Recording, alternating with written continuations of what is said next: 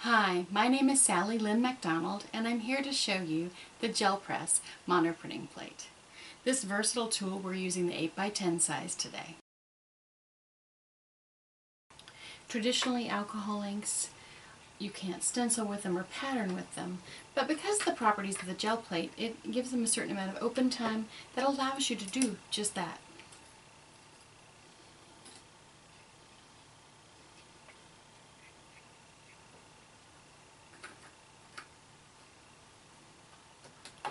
I can move the alcohol inks around on the plate to blend colors a little bit.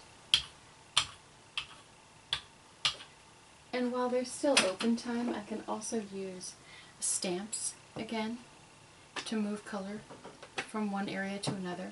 At the same time, when the alcohol ink starts to get dry, you can see that it's affecting removals as well. So it's a very fun, extremely dimensional print that we're getting.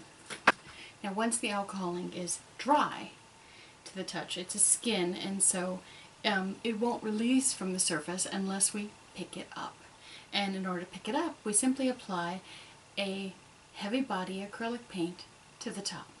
And just apply a little bit to the surface and then roll it across the top to evenly cover the surface.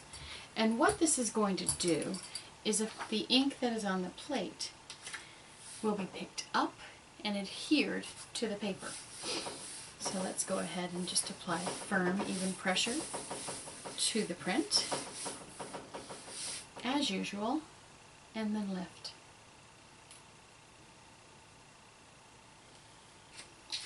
I love this particular technique because as a mixed media artist, there's nothing better than having a layer like this that you can't manipulate further. It just stays this way, and so you can add lots of details and layers to the surface, and the alcohol ink will stay as vibrant and retain the details that you put in from the beginning. So it's a great technique, a lot of fun to work with alcohol inks on the gel press plate. So that's the beauty of gel press printing. Simple tools, a variety of media, and the possibilities are endless. I hope you enjoyed our video today. Thank you for watching.